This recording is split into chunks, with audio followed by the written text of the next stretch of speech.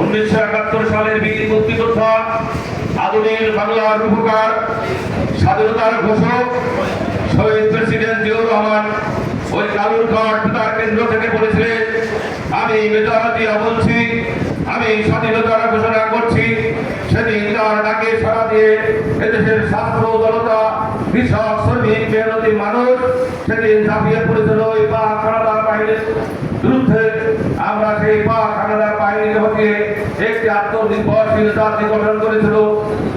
শেখ মুজিবুর রহমান দেখলাম শহীদ প্রেসিডেন্ট জিয়াউর রহমানকে বিভিন্নভাবে তিনি তার স্বাধীনতা যুদ্ধ শেষ করে তিনি আবার ফিরে গেছিলেন এবং একটি সরকার, যে শেখ মুজিব সরকার দেশ পরিচালনা করেছিল, এদেশের মানুষের গণতন্ত্র হরণ করেছিল, পাক স্বাধীনতা কেড়ে নিয়েছিল।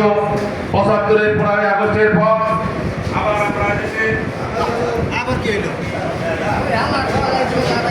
১৫ই আগস্টের পরে আবার দেশের ছাত্র জনতা এক হয়ে শহীদ প্রেসিডেন্ট জিয়াউর রহমানকে এদেশের রাষ্ট্রভার দায়িত্ব গ্রহণ করেন এবং তিনি অল্প কিছুদিনের মধ্যেই তিনি বাংলাদেশে না আন্তর্জাতিকভাবে তিনি একটি নাম গঠন করেছিলেন।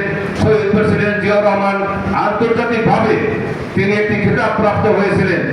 আজকে আমরা সেই শহীদ প্রেসিডেন্ট জিয়াউর রহমানের শাহাদাত দিনে দাঁড়িয়ে আমরা একটি শপথ নেই। শহীদ প্রেসিডেন্ট জিয়াউর রহমানের যে আদর্শ, আমাদের দেশনেত্রী বেগম খালেদা জিয়ার আদর্শ, যে আদর্শ নিয়ে আজকে আমরা এবার রাষ্ট্রীয় ক্ষমতায় এসেছি, আমাদের তারুণ্যের অহংকার তারেক রহমান, তাদের যে নীতি আদর্শ, আমি মনে করি তাদের সেই নীতি আদর্শ নিয়ে তিনি একটি আত্মনির্ভরশীল জাতি গঠন করবেন।